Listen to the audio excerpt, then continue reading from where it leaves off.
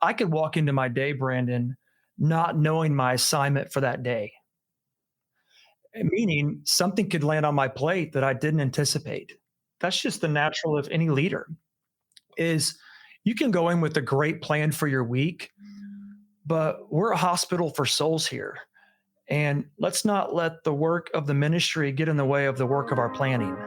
Welcome to the Leading Second Podcast, a space to help church leaders thrive in the second chair. The Leading Second Podcast releases every Thursday morning, so hit subscribe and share this with your team. Now let's jump into another episode for all of us who lead from the middle.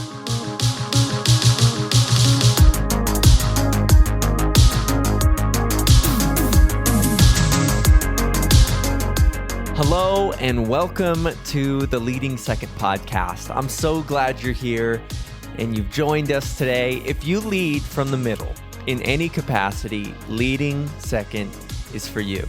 And if at any point you find this episode helpful, I'd encourage you to go to our website, leadingsecond.com/podcast, and download what we call the episode guide that we've created for today's episode. Feel free to use it with your team. It's great for questions and conversations if you would find that of value. And we'd love it if you'd help us, share the podcast. You can post it on social media or send it to a friend, leave ratings or reviews. All of it helps just get the message out there and move ministry forward, move the kingdom of God forward. Well, without further ado, let's go ahead and jump into the conversation. Well, Leading Second, I'm so excited to introduce a new friend to our tribe. Help me welcome Pastor Jody Franke from the Dallas, Texas area. Say what's up to everybody, my friend. Hey, what's up, Leading Second family? What's up, Brandon? Good to be on the podcast with you. Really, really excited to be on here. Absolutely. I'm loved getting to know you this year and so respect you as a leader and your church. What I'd love if you would just give everybody your bio and tell us a little bit about you and what you do at your church. And then I just feel like you have a really special relationship with your pastor. I love the way that you carry the mission and vision of your church. So maybe just even start by just telling us a little bit about your relationship there. Absolutely. Been in ministry 15 years. I'm married to Amy. We have 5 kids. So full house. Life is full. A lot of it. Life is full. Ministry's full. Family's full. It's awesome. We love it. Have a 20-year-old all the way down to a 10-year-old. So that's wild. It's exciting. We're having a great time. And then, I've been at Keystone on staff over 15 years now. But Amy and I have been a part of Keystone beyond that. We were servant leaders here before we came on full-time staff. And I've known Brandon and Susan, our lead pastors, who are just incredible leaders, gifted, anointed leaders, just special leaders. I've known Brandon since I was, I'd say 15 years old, 16 years old. Yeah. Wow. When I went to summer camp as a student, I had a couple small group leaders in my cabin, and Brandon was one of them. And so Brandon's just walked with me through many different seasons of my life, even my teenage years, young adult years, becoming a father. So just even through our calling to ministry, full-time ministry, he coached us through that, walked with us, him and Susan both. And so there's just a special bond. There's a friendship there. It's just, I don't take it for granted. I believe it's just a gift from the Lord that he's given us this special relationship to not only work alongside each other, we work underneath him and Susan, but also just be a friend and have fun together, fish together, just build relationship that way. And so it's really, really special. And they're just amazing leaders. And I'm honored. I really am honored to be a part of Keystone and what God is doing through Keystone right now. It's really special. That's awesome. Again, I was impacted by your relationship with him. And if we have time at the end, we're going to talk about that. But I love how you carry yourself in ministry. So welcome to the podcast. This is a conversation where we are talking inside the second chair. This was honestly, Jody, just kind of my personal project this year. I wanted to ask the same questions of a bunch of people and just hear what great leaders have to say about how they navigate life in the second chair, how they navigate even just kind of the daily life as a leader. And so thanks for making a contribution to that conversation. And maybe I'm just going to ask you this. First of all, what was your first ministry role and what's your current ministry role? I always love to hear where people started and kind of where they're at now. Yeah. When I stepped on the full-time team back in 09, end of 08 or 09,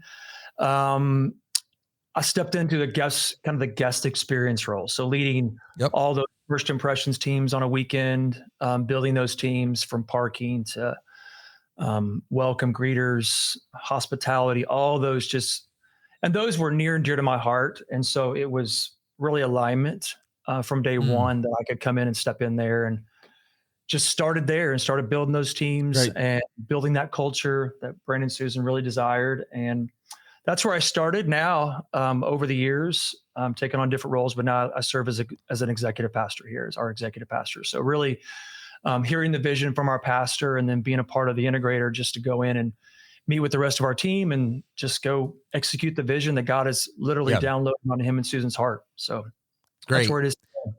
And I recognize today I'm talking to a Texan. And so I have to ask you a really important question that I ask everybody. And that is this: are you on team In-N-Out or team Whataburger? And the answer is really critical to our friendship. Okay. You have both in Dallas. We do. I have both within 20 minutes of me, but one is about 5 minutes from me, and that would be Whataburger, and that is our spot. So I would definitely say Whataburger. And if you judge me because of that, Brandon, I'm okay with that. I really am. Glad you're secure in yourself. Love me some In-N-Out, but Whataburger is the spot for us and our family. Really not a family, me and my boys. I had hope that this friendship was going to go somewhere. Now I judge I question your judgment. Okay. But if I'm heading to East Texas to go fishing, there's always a Whataburger on the way there, and there's not always In-N-Out. So Whataburger is there for me in the good times and the bad. Even in East Texas. All right. You know what? That might be one of the most compelling reasons I've heard so far. So I'll let you keep it. Good. Okay. Let's talk about life in the second chair, and let's start first things first. What is the first thing you do each morning and why? What gets you up and gets you going? Well, it's changed from season to season for my life. Right now I've got a 7th grader playing football at his middle school. And so he's got to be there like at 6:30 every morning. So, So that's what you're doing. And so, as a father, you just embrace these moments. And I actually love it. I actually love just getting up a little earlier, riding with him, walking with him to his practice, and just having time between him and I. It's really cool. And I have no problem just bringing him into my moments with the Lord. We'll listen to worship music, and it's a 7-8 minute drive. We're not talking, miles and miles, but just starting off the day with him right now, and talking to the Lord with him. And then I'll come back and just have some time with the Lord privately, whether it's in the morning, listen to worship music. And right now we're going to study the life of David here at our church. So I'm just kind of diving full to that and taking some content on Sundays and chewing on it throughout the week. That's a pretty typical flow for me as I see my pastor want to lead me through, what does he have for us? I take that personal. And so just how that impacts my life every day. So it changes, my time with the Lord moments change, but really it's just getting up, getting going. Time with him right now is what it looks like. So that's beautiful. And man, don't you feel it's so important that we get the right family rhythms in the pace of ministry? Mm-hmm. And a 7 or 8 minute drive can mean a lot. It can. Yeah. Especially for a middle schooler. God help us all. And just a fresh example. And this was on Sunday. He was sitting with me, and I've got 5 kids. So this is one of my kids sit with me up front. And I just felt a moment. He's, going through some stuff. And so I felt a moment during worship on Sunday, and I just put my hand on him and he didn't know why. He just was like, thanks. And we're singing and worship. And I just put my hand on him and said a prayer for him. Yeah. And so on that drive on Monday, I just said, hey, I want to let you know why I did that. And so to me, I don't really compartmentalize my relationship privately with the Lord over here or my relationship with the Lord in this moment. I mean, it's just all time with the Lord, and speaking life into him was ministering to me. And I feel like it just affirmed him and his faith in his walk with Jesus. So beautiful. It's kind of just living that life of rhythm. It is a rhythm, Brandon. You've got to embrace that rhythm. Yeah. Well, speaking of rhythms, let's go to our next question, which is this: what is the best rhythm or habit that you have in your life right now? And how's it helping you? Man, that's a good one. I would say I've really, as of late, trying to have some quiet thinking time throughout my day. Yes. Just carving out time on my calendar to think. Give myself an hour, give myself 45 minutes, give myself an hour and 15 to just think. I believe a second chair, wherever you are, whether it's an executive pastor role or wherever seat you might be on staff or in your business, just having time to think instead of just stacking meetings. And I want to be present when I go into a meeting. So I want to true. be present when I'm sitting in front of leaders. And so the best way for me to do that is, have some time to just be quiet, collect my thoughts. Because I know as an executive pastor that my words carry weight. They carry the weight of my leader.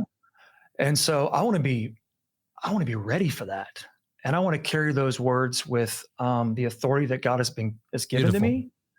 And so just having some time to think. I heard a leader that's been in my seat or in this kind of seat for just decades. And that's what he coached me on. He said, hey, just schedule some time to think. And it could be dreaming about an idea. It could be processing a meeting that happened yesterday.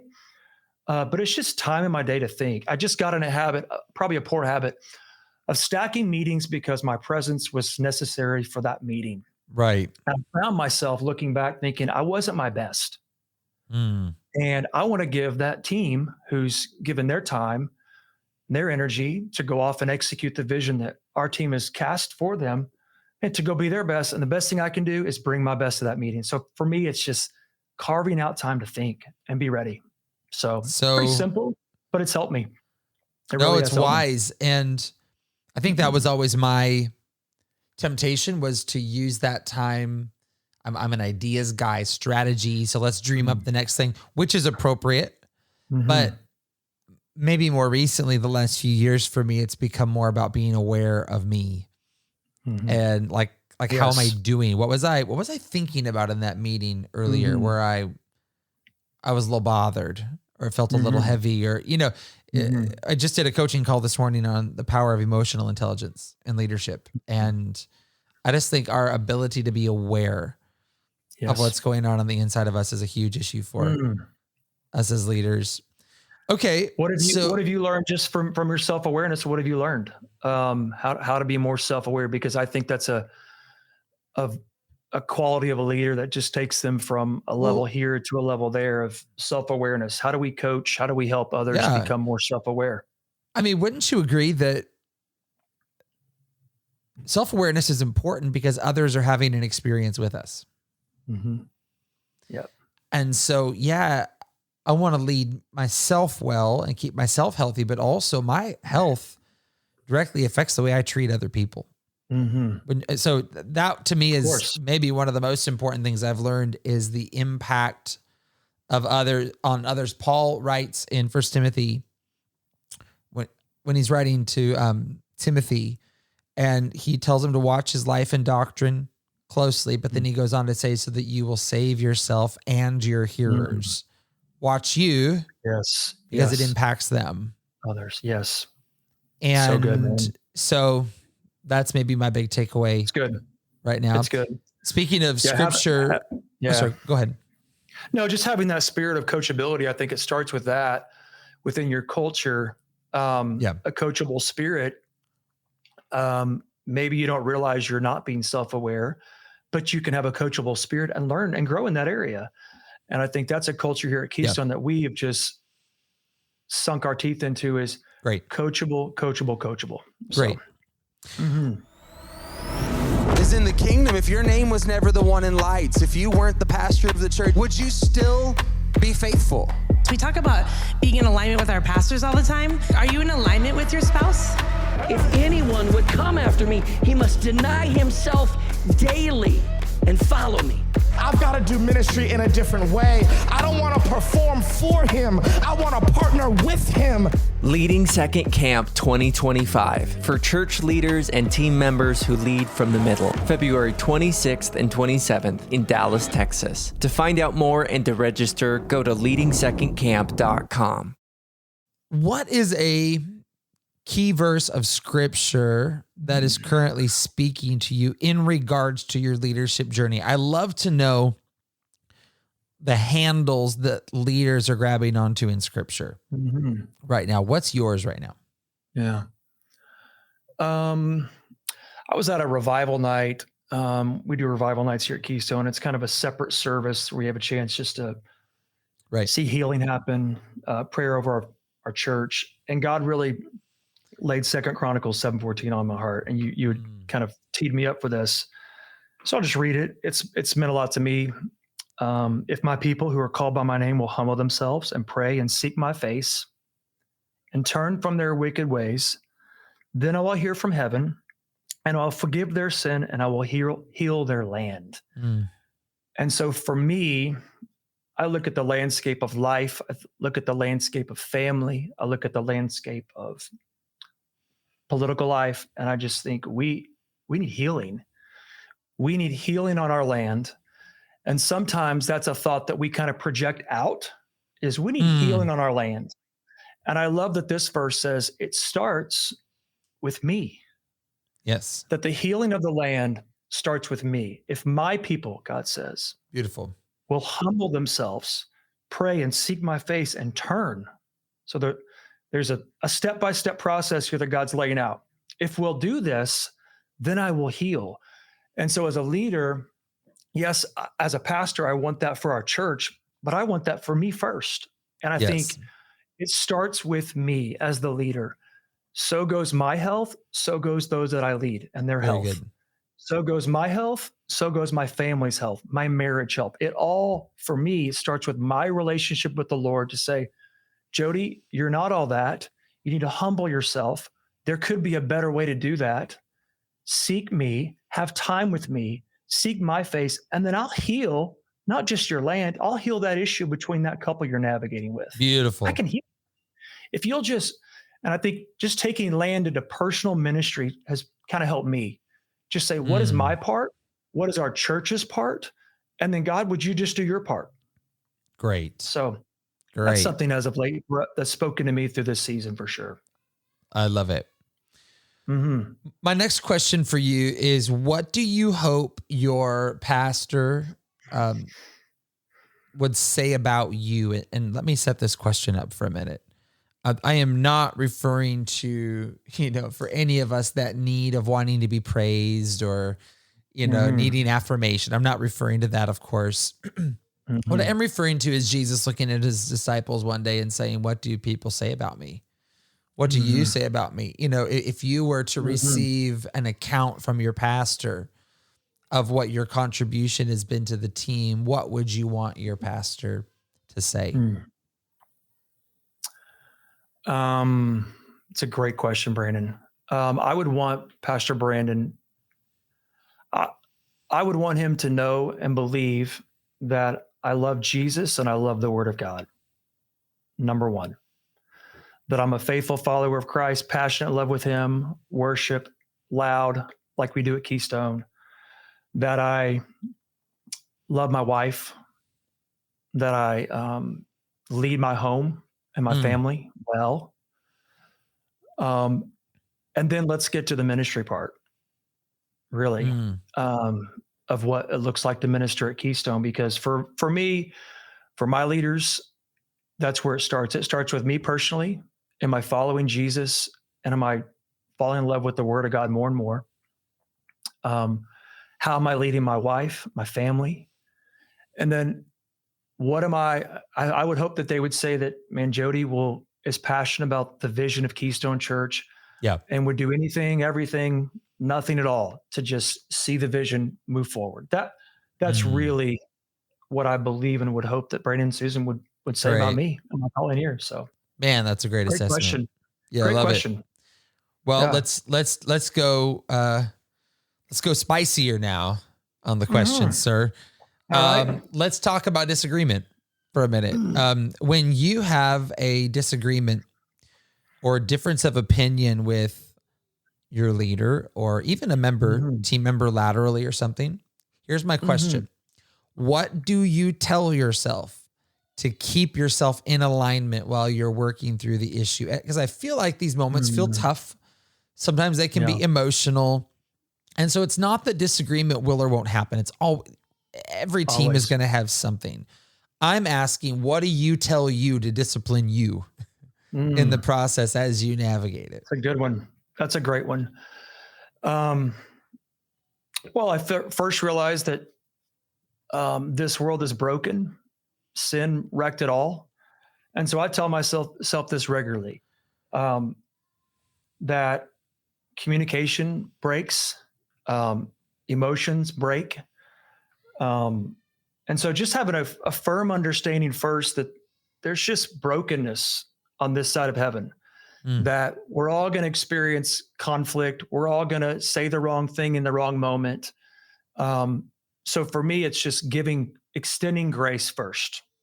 And I have to lead myself to that. Like as I'm processing with the Lord or I'm processing with those around me, having a space to say, yeah, okay, this could have been just broken communication. It could have been broken emotion. It could have been, but then there also could be motive within this disagreement, maybe with the team member. And so it's just really praying for discernment on that, on how am I going to navigate this moving forward? If it's specifically with someone on our team, I kind of view conflict in these moments of kind of two different ways. There's we may not see eye to eye on this. Yep. And that's just maybe how we accomplish the vision at hand. You see it one way, I see it another way. And that's okay. You know, I'm okay with that. And so if Pastor Brandon maybe sees it one way and I see it a different way, we just have a different view into how this vision is accomplished. And that's okay. It becomes different when it might be less eye to eye in how we envision this happening and more there's a heart. There's something on with our heart. It could be theological. It could be a leadership style. It could be that's not the tone or attitude of our team. That's not how we say things. Yeah. So I think it's just you gotta navigate what's the true root of the problem and the source of the problem. Great. And then go there and just pray for discernment and wisdom on how to move forward. That's really how I do it and give grace all around. So absolutely. I don't know. It's kind of how I envision it. No, and it feels kind and it feels honest. Don't you agree? You know, the Bible says instructs us to not let anything, let me say that again. The Bible instructs us to not let the sun go down on our wrath. And so to me, it's like anything that causes us wrath. I don't know about you. I got wrath sometimes. Yeah. Anything that causes us wrath needs to be dealt with quickly. Yes. And of course with grace and compassion, but I figure if we are doing it quick enough and often enough, that these issues won't fester into something that really becomes an issue for us long term. I know there's a whole community of leaders out there that do not like conflict, that do and will do whatever they can to avoid it. And I would argue it's one of the least helpful things you can do for your team.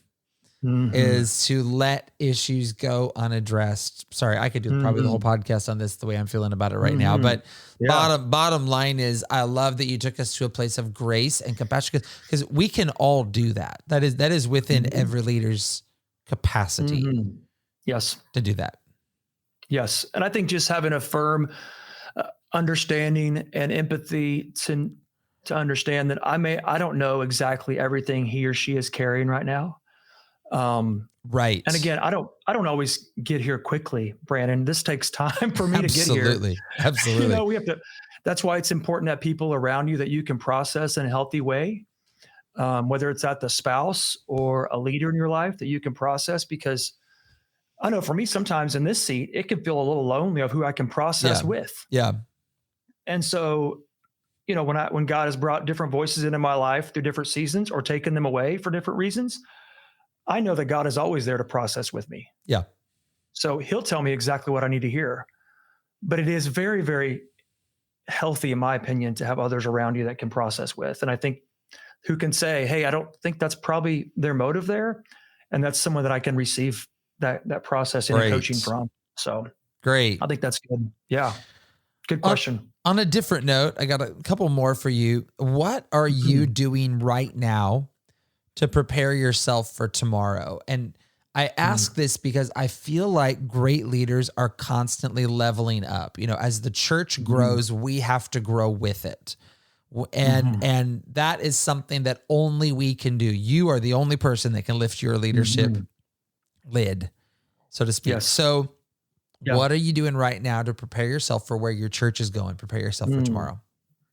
It's a great question. One that I think we should all continue to wrestle with, no matter what seat we're on, is what am I challenging myself with in this season so that I can prepare for what's next? Because I know whatever seat I've been on, that God has more vision for my leader to download onto him. And he needs someone to empower to come alongside to take on more.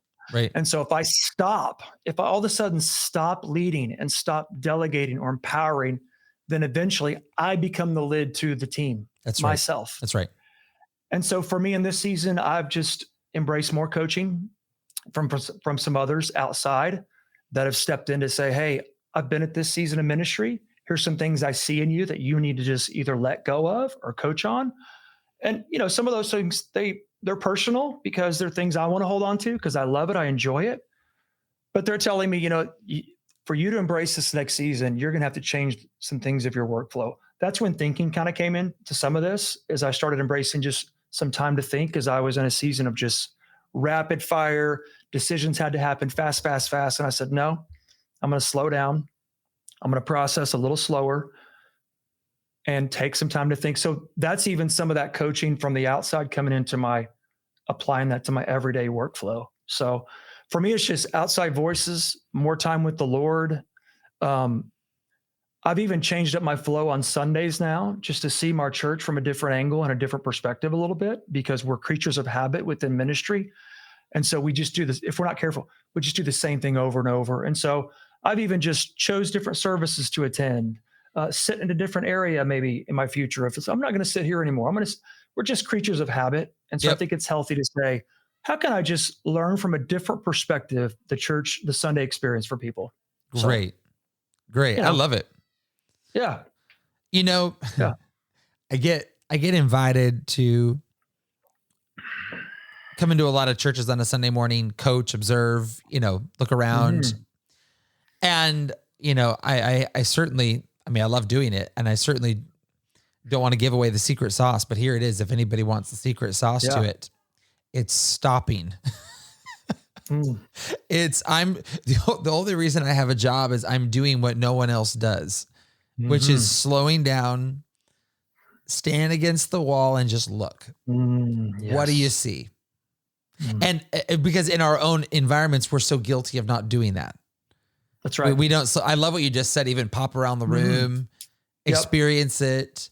It's beautiful because it's not hard. You don't need a PhD to do it. You just need to pause and stop. And actually, I think that's such a great and simple thought that every executive leader could do tomorrow in your church. Yes. Is stop, and you're going to put me out of a job because you're just going to stop and you're going to look around, and God's going to give you insight and wisdom into just where are we at right now. Yeah. Walk out to the parking lot, hang out with a parking team member, Absolutely. head Absolutely. down to preschool, walk to the preschool hallway. These are just things you change up your perspective. You see different people.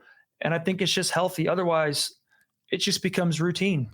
And you look up in months, you've done the same thing over and over. Let's mention this. I feel like too, I mean, you might have a different take on it and I would love to hear it, but I feel like a universal mandate on executive leaders in churches is to help make sure that the people in the team have the resources they need to do their job.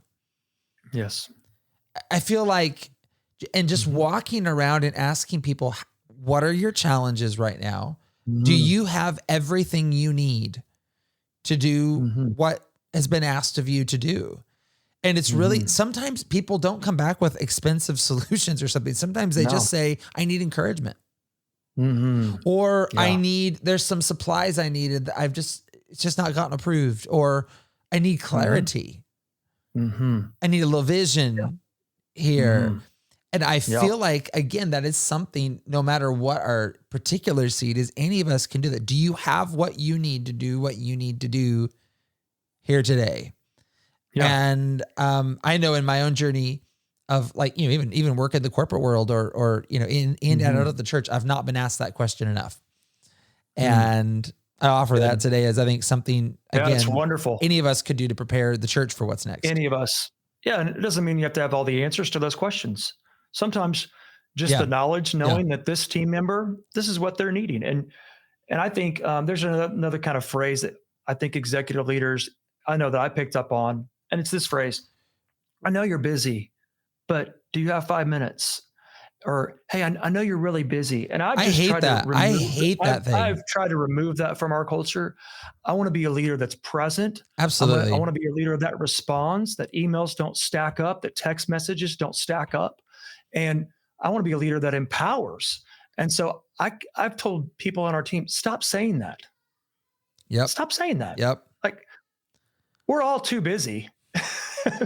But that's not a good, healthy phrase or culture phrase around this office is, I know you're too busy. No, we're available. How can we help? How can we move? How can we free? And so for me, that's just I think if you're an executive leader, great, and you pick up on that, I would take a look back and think, what am I doing to maybe project that I'm too busy? Am I walking through the hallways of the office too fast? Am I not seeing faces? Am I just on my track going from A to B and I know what I have to do? Slow down. Yeah. Stop. Take a look. Brendan Burchard, I want to say, talks about that in High Performance Habits. I think it's where I remember reading it, the power of transitions. So transitions in your day.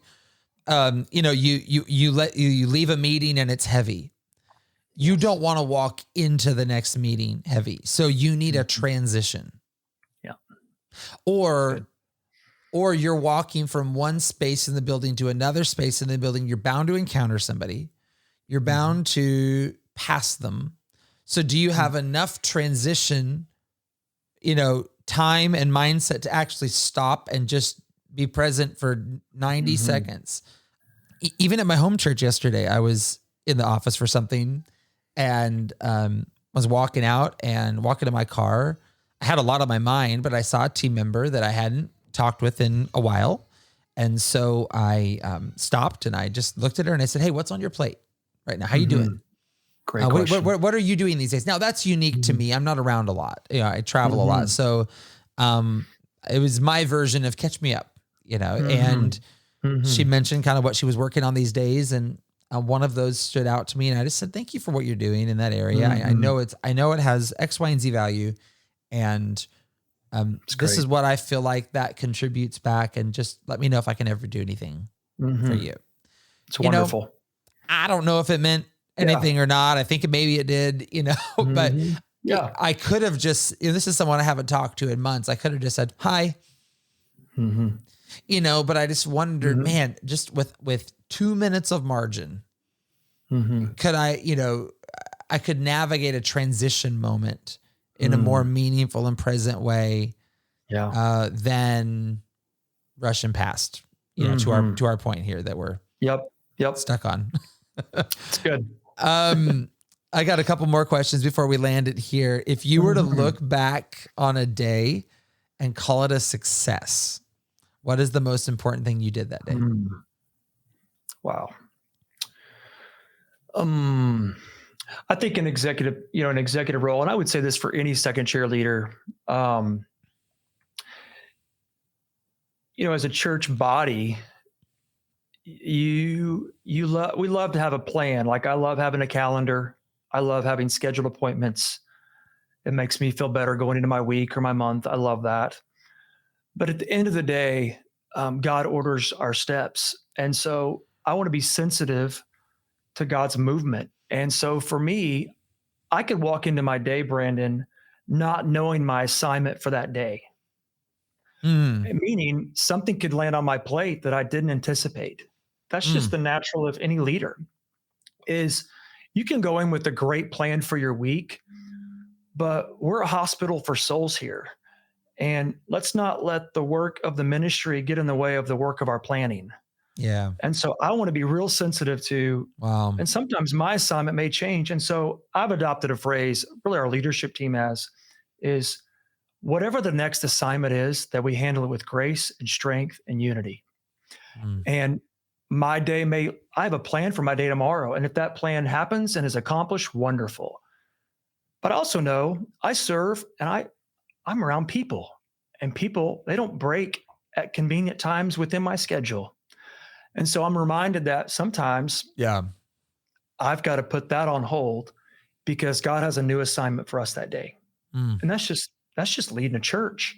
Yep. So do I want to have plans? Yes, but really I want to be lockstep with what God has for me that day. And if he changes that, I want to be sensitive to that and not push back on that. So I don't know if that answers your question, but that's just more of a posture of a leadership trait that I have, that, I have a plan. It's great, but success isn't always that I went through every meeting, with a thumbs up. I love it. I think that's one of the wisest answers you could have given. Okay. My last question for you today is going to be different than the normal script. And I thought of this right when we started talking today. So here you go. Spontaneous.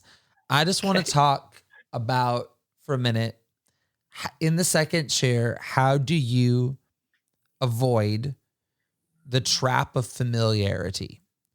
So you've known your pastor for a long time, and your experience with him goes back to when you were both quite a bit younger. I also have been able to pick up on this call, and in knowing you, you have a very close relationship personally. You're on a first name basis. I have not a doubt in the world, and you do carry yourself with honor, and it's Pastor Brandon, but I have no doubt in the world, there's also moments where it's Brandon. So I guess I got a couple questions for you. My first one is, how do you avoid the trap of familiarity? So sometimes knowing someone when they're a lot younger, or you've walked together for a while, sometimes the familiarity creep can happen in the relationship. How have you been able to avoid that? It's a great question. And let's dialogue on this one. I think seeing him, well, first of all, I've got a wife. Amy is a great helpmate in this. And her and I together, we serve at Keystone Church together. She's in different capacities, but even from a friendship level, with Brandon, Susan, and myself and Amy, we're always reminded that we never really take I don't love this, hats on off, but there is a hat that we can really never take off. And that's that he is God called Pastor Brandon to start Keystone Church. He is the anointed leader that God chose to step into the calling that God had for him in this community. And I'd really never lose sight of that. I'm reminded of that probably every time he gets up and preaches the word of God, that he has the authority, that he carries the weight of that authority for this house. He carries the weight of that authority, and he will have to answer for that someday for my family. And so I think that's just a posture in our heart, both Amy and I, over these years that we have just embraced. God's given us grace in some different areas of our life that we may have missed that throughout the years. But it's been a journey to say, hey, he is still, while he's Brandon to me, he's my pastor. That's right. He's my leader. And I honor him. I honor his family. And they stepped out. And I don't want to be in the way, because I know that the strategy against him and this church can happen right here with me. That the devil can creep into my thoughts, my heart, my desires, and twist that. And it can happen real subtly. I've seen it in people. I've seen it myself over the years, where your thoughts get off, and you start reading things into certain meetings or emotions or comments that is not there. And I think it's just a reminder to yourself that while he is the leader of our church, Right. He's not perfect. He's a human being. He's a man. And so I think in a healthy way, just realizing both of those. And while we do have a friendship, my friendship, he is my pastor. He is my pastor, and he is my friend. And the Lord has been gracious in that through many, many years to just give us both. And it's been a gift. And I truly consider it a gift, Brandon. It is a gift to my family. It's a gift to my ministry. Yeah. And I believe it's a gift to him as well. So I don't know. So obviously, with having a close and special relationship with your pastor, first of all, I would say that is wonderful. If it happens organically, God allows it to happen, and in no way, shape, or form should be something to apologize for. At the same time, though, not everyone will understand. Have you ever dealt with, feeling like you have the coat from dad, the multicolored coat from dad? And have you ever felt that created any challenges for you with other team members or in other areas? And have you navigated that with grace? Because I feel like if you arrive at a special relationship with your pastor, especially with longevity and trust and ongoing contribution, don't ever back up from it, and thank God for it. But not everyone will understand that dynamic that comes with longevity and trust and such. Just how have you navigated that with the rest of the team? Well, I think Pastor Brandon has done a great job because really to be very clear, I've only been in my executive pastor role for just a year now. Okay. And so we've been together 15 years. I've been on a leadership team throughout the years where there was multiple team members on a leadership team. So I think we have allowed time over the years to develop that naturally within team, where there really hasn't been any confusion about that. So it's been a long season of us walking together in that trust. And then within the staff team, if you're wondering, how does your friendship impact those on your team? I think it's been relational, and I don't really know how it's impacted that to a negative or a positive, other than it's just been over 15 years of us getting to know each other, and us getting to know each other on a staff team together, where people are around you and they just kind of see it happening naturally. Yeah. So I think I don't know understand all the different dynamics of that, but I know that I've never grabbed a hold of any leadership that hasn't been given to me. Yeah, and there you go. Yeah, I think that's probably been for me. I'm not going to go grab onto anything that God hasn't already given me, and so it's kind of David with Saul I just think there's a powerful authority lesson within the Saul-David relationship, I mean, even this weekend, we're talking about the David and Saul relationship, where David sneaks up to Saul when he's Right. in the cave, having a private moment. Right. And, he just takes a little piece of Saul's robe or garment.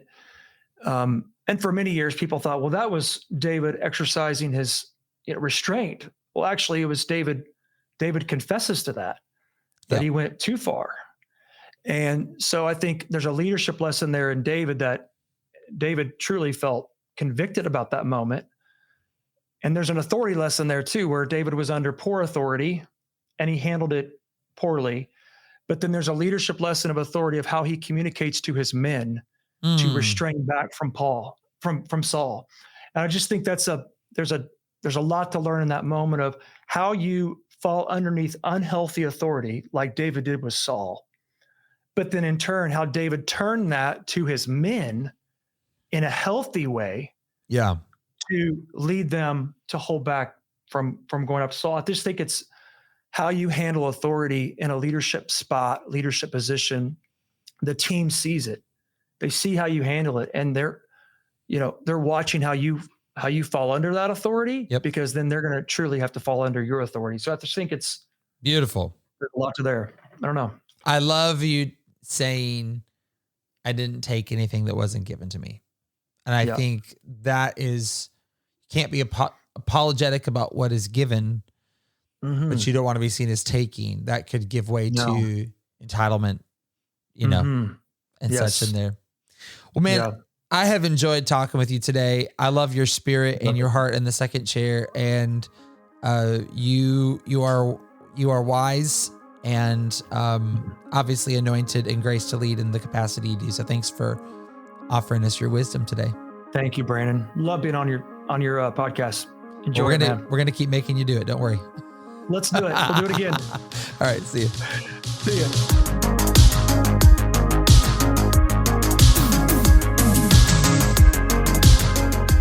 It is our honor to serve churches and leaders across the globe. We equip ministry leaders with the coaching, events, and resources needed to embrace their calling, get it right with their pastor, and lead in an uncommon way. Visit our website, leadingsecond.com, to learn how we can come alongside you as you lead from the middle, from the second chair, for the second chair.